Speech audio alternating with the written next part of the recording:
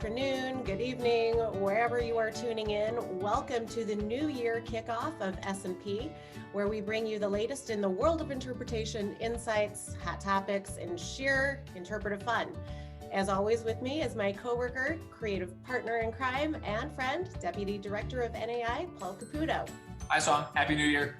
Hey, Happy New Year.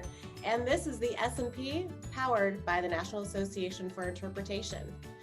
Oh, well, Paul, I hope your holidays have been good. I watched 24 hours of Netflix in 2 days and drank a whole bottle of Veuve Yellow Label by myself.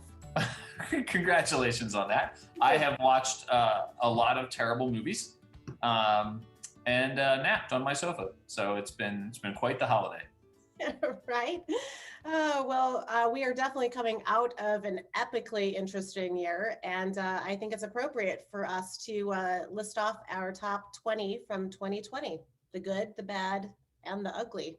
What a year 2020 was, for better and mostly for worse. I think the thing that everyone will remember 2024 is Parasite winning Best Picture, obviously, right? I think that's the thing that pops into my mind. The Los Angeles Dodgers won the World Series. We lost so many prominent figures from our community, from Ruth Bader Ginsburg to Chadwick Boseman, and so many in between, way too many to name. There was the West Coast wildfires. There were wildfires right here in Colorado. The prominence of the Black Lives Matter movement throughout American and the global culture. What a year it's been. And then obviously, I forgot to mention, there was this thing called COVID-19 that maybe affected one or two of us as well. So there were, there's so many things that we could have picked out for our top 20 of 2020. But here are the things that landed with us, both in the world and within interpretation and within NAI. Yep. Well, number one, in January, the National Association for Interpretation hired a new conferences and events manager. One Song Stott. Song, we're so lucky to have you. You did such an amazing job with our national conference, pivoting to make it a virtual event, and it was so much fun. It had that Song Stott stamp of personality and fun and energy, and we got such a great reaction to that conference. So we're lucky to have you, and we're lucky to continue having you into 2021.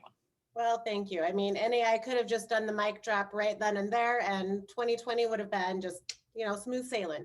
But not so. My number two is we in the United States had some seriously amazing milestone anniversaries. Unfortunately, a lot of them we were not able to celebrate in the general sense that we normally do, but we had the 100th anniversary of women's suffrage, the 100th anniversary of the Negro League Baseball, the 50th anniversary of Stonewall, and the 400th anniversary of the Mayflower Voyage. Lots of milestones. Absolutely. Number three, the novel coronavirus, the COVID-19, has so many names, splashed all across the news. I think many of us will remember that moment where we were when, for me, the moment was learning that Tom Hanks had been diagnosed, and then 15 minutes later, they cancel all the NBA basketball games, some of them right in the middle of the basketball game when NBA player Rudy Gobert was diagnosed. So that was the beginning back in March, but obviously it dominated the rest of the year. Yeah, absolutely. The NBA thing was my oh crap, this is a thing. Yeah, for real. I had a trip planned. I was going to surprise my brother and my nephew in Florida to watch some spring training baseball. And that was the first of many 2020 trips that was canceled because of the coronavirus. Right, absolutely. Well, we could do an entire 15 episodes of the top things we learned during quarantine, right? Work from home, Zoom fatigue, online programming, drinking bleach, masks, toilet paper hoarding. The list could go on and on. But my top thing I learned from quarantine is that it takes more than just reorganizing your garage, painting it to be your home gym in order for you to actually get a workout. You actually, weirdly, have to use the equipment. You can't, get the workout through osmosis. So I learned that. That painting sounds like a certain amount of exercise as well. Yeah, a couple calories were burned during that. Yeah. Yeah, sure. So to me, the fifth takeaway number 5, just as, the whole world was trying to deal with COVID-19 in all of the various ways, interpreters just their resilience and their ability to pivot and learn new ways to get messages, the important interpretive messages from the important interpretive sites, to get that information, to get those messages, to get that inspiration to visitors in new ways. Just the challenges that interpreters dealt with of the closing of indoor sites, the surge of visitors to outdoor sites, how we dealt with that, how this field dealt with that was just amazing to watch. Yep, absolutely. And that brings me to my number 6, which is NAI cares. Not only in truth, NAI really does care. I've worked for a myriad of other companies where I felt that they really didn't care about their customers, about their members, and gosh darn it, NAI really does. And we launched the NAI Cares program to help interpreters who have been either furloughed or their organizations have closed, and extended memberships for at least 3 months. So I thought that that was just a job well done. Yeah, it made me proud to work for NAI that we were able to do that for our members. Yep, absolutely. Um, Number 7, the pivot to online content and online programming in the springtime provided us with a very easy answer, I felt, whether or not we should continue uh, with InterpTech. And of course, we continued with it with the tireless effort from our NAI board member and California State Parks interpretive unicorn. She is I like that title. Miss Erin Gates. Yeah, Erin, I'm making you new business cards, sister. Interpretive unicorn. Yep. We charged ahead with the online tech conference and we had record-breaking attendance with over 600 registered. I personally love Tom Medema's keynote. I just thought it was incredibly appropriate for the crazy time that we were all going through on a, scarcity mindset versus a mindset of abundance.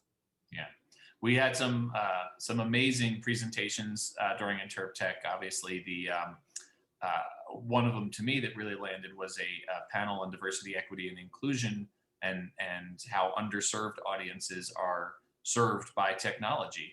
That was a really terrific discussion, and that brings me to takeaway number 8, which to me was how the interpretive community responded to the prominence of the Black Lives Matter movement, both nationally and globally. From the Birding While Black incident in Central Park in New York City, to brutal murders of George Floyd and the reactions to the Breonna Taylor murder, those incidents really drove home the importance of interpretive sites and interpreters to help us understand our history and our culture as it exists right now. And that brings me to point number 9. NAI hosted 2 what we're calling hot topics webinars. The first one was moderated by NAI's Vice President for Programs, Parker McMullen Bushman, on it was called Race, Social Justice, and Interpretation. And it was just really an amazing conversation with 6 interpreters, and they just did such a fantastic job. And I would just direct you, rather than trying to recap what they said, it's available for free on our NAI website under the DEI resources page. I really think that you should go check that out. Our second Hot Topics webinar was on elevating Indigenous voices, which was coordinated again by interpretive unicorn Erin Gates, who coordinated and invited their partners with California State Parks, the Yurok tribe, to talk about the role that interpretation can play in building bridges with Native American communities.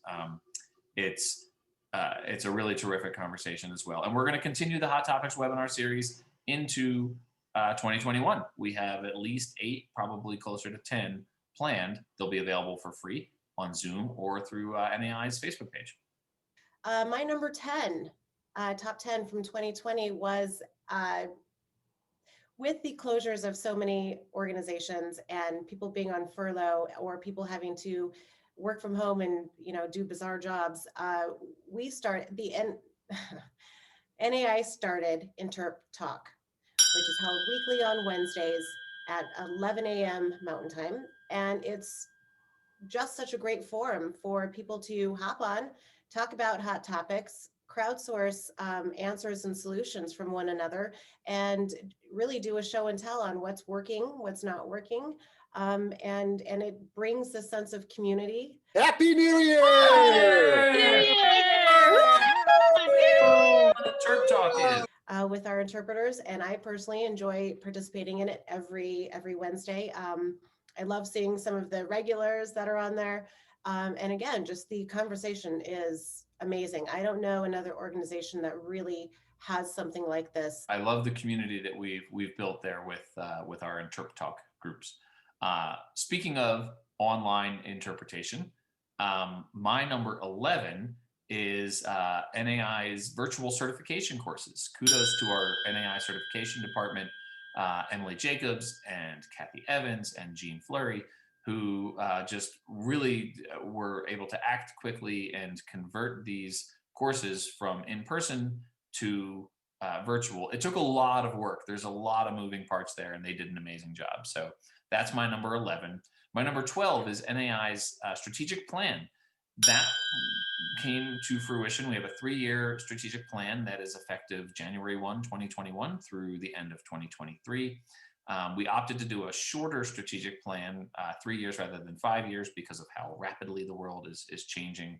That process, spearheaded by facilitator Evie Kirkwood and really coordinated by the NAI Board of Directors. It focuses a lot on partnerships and diversity, equity, and inclusion. And I think it's going to really be a valuable document going forward. Absolutely. Paul, is that something that people can find on our website?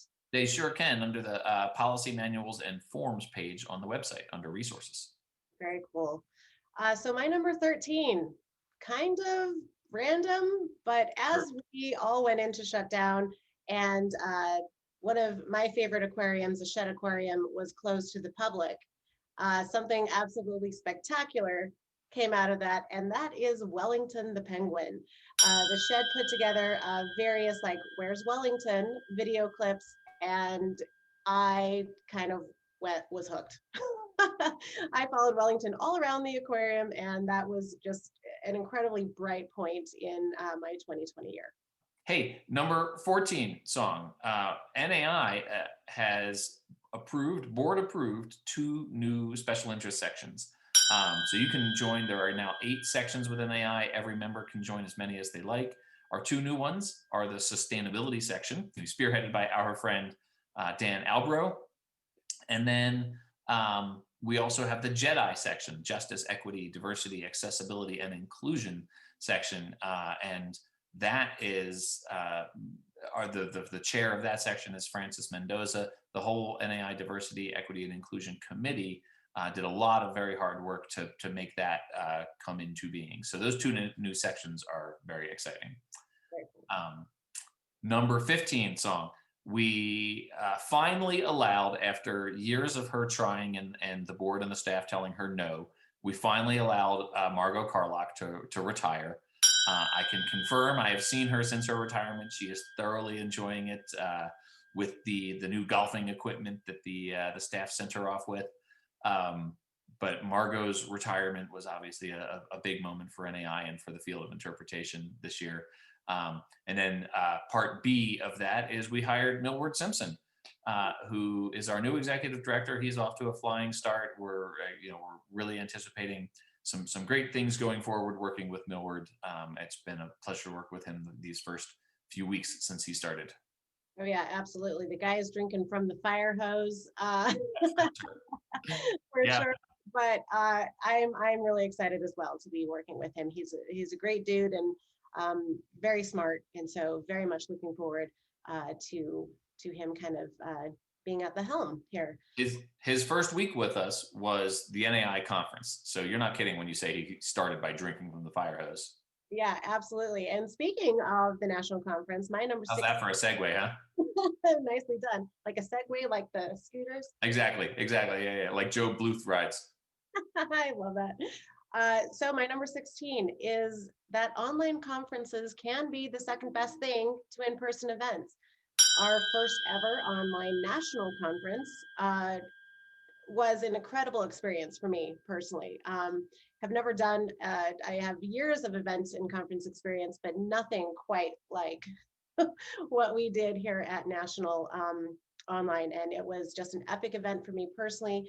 I felt that everybody had an incredible time. We had over 1,300 register, and S&P was born at that conference. So yay for that. Yeah.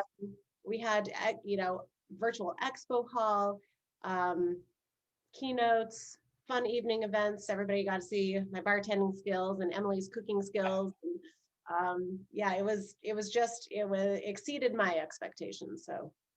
Well, and that's the thing that we heard from people the most, right? Like that, and again, kudos to you on this. But the thing that we heard the most from participants was that was way more fun and way more engaging than I thought it could be. And I attended some online conferences this year, and none of them were as much fun as NAI's. So kudos to you, our conference and events manager. Thank you, thank you. Number 17. We expanded our panel of legacy associate editors from 4 to 10 this year. So I'm really excited to work with an amazing and diverse, not just culturally, but with, diverse within the field of interpretation. We've got all the various disciplines within interpretation really well represented on our new panel of associate editors with legacy, and I'm really excited. I'm the managing editor of the magazine, and I'm excited to work with this group to see where we go going forward. But my number 18 is that the government they're really just a bunch of Trekkies at heart, because their Operation Warp Speed was actually approved to push through a new vaccine for the coronavirus at an unprecedented accelerated speed. And now we are here at the end of the year with some light at the end of the tunnel, with 2 very viable vaccines being widely distributed. So yep. Yay, Trekkie. I'm going to get one in each arm. Careful. I'm going to get both of them, I think.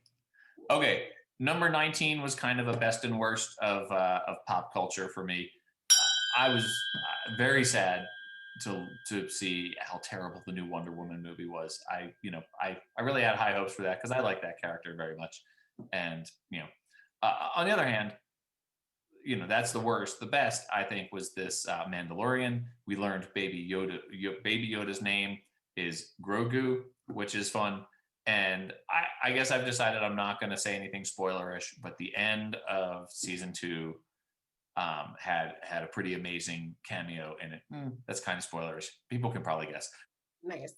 Well, and to round out this 20 of 2020, my number 20 is a baby panda was born at the Smithsonian National Zoo. So life does keep going on.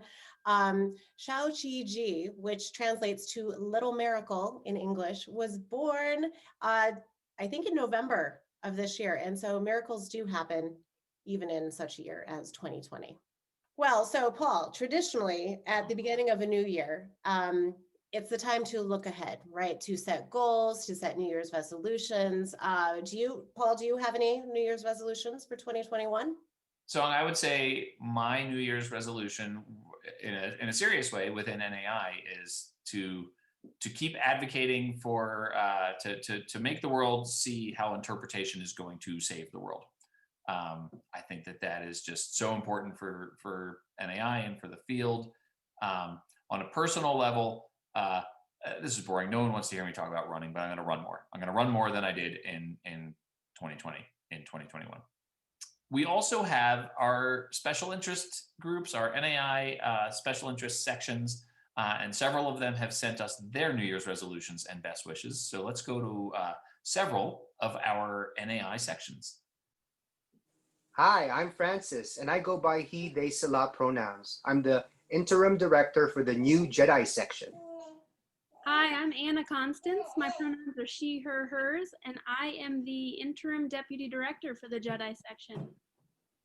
Hi, everyone. My name is Jocelyn Harrison. My pronouns are she, her, hers, and I am the interim secretary for the Jedi section. Hello, I'm Laura Fritz. I go by she, her, hers pronouns, and I am the interim treasurer.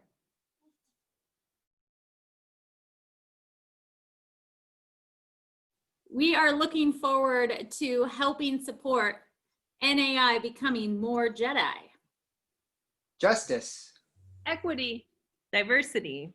Accessibility and inclusion. We hope that you can all join us for our upcoming section meeting on January 20th at 4 p.m. Pacific time, 7 p.m. Eastern time. See you then.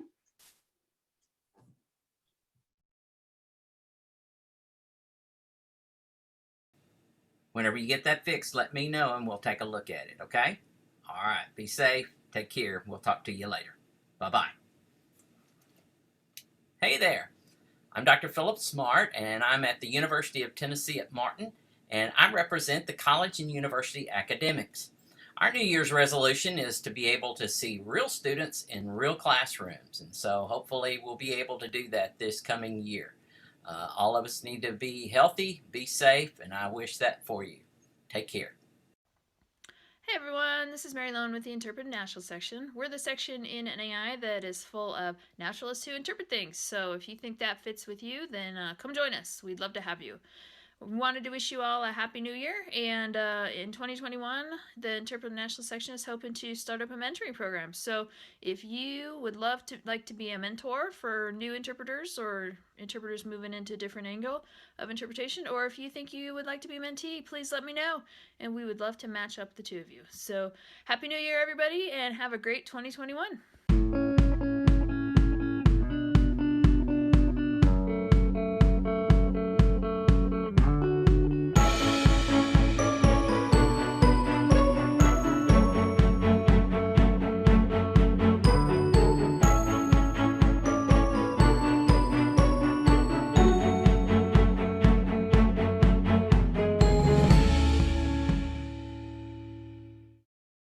All right. Well, I am pumped up. I am really excited. People have far better New Year's resolutions than I. Although I think that mill words probably by default are going to have to affect me as well. So very quickly, things to look forward to in the very first quarter of 2021. First off, by popular demand, we are kicking it off with an S&P YouTube channel. Woo-woo. So every couple of weeks, we'll have new episodes with highlights from the interpretive field, as well as special segments with guests. You can count on anything from baseball, interpretive writing, new digital tech, maybe a virtual tour of a newly renovated aquarium exhibit. So we will cover it all. Here's the URL. Maybe live updates from Wellington the Penguin. Oh my God, quick, I gotta call the shed. And our very first episode will be January 6th.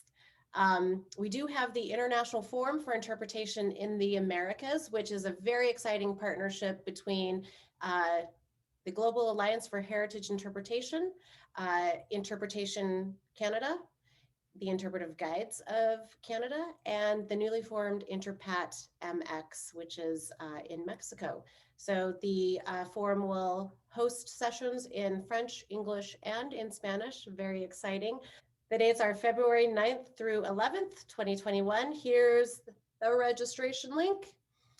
So check that out. We'll be partnering with our friends at California State Parks. Once again, her third mention on this episode of S&P. Erin Gates will be representing California State Parks, and we'll be holding the InterpTech Summit 2021. That'll be April 27 to 29. That will be virtual again this year. So look for our InterpTech Summit later on this spring. Absolutely.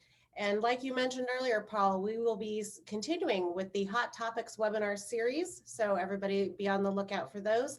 And as Millward mentioned, fireside chats via our Facebook Live with the Executive Director, Millward Simpson. So a lot of fun things coming out the first quarter of this year, and I guarantee you more fun things to come the rest of the year.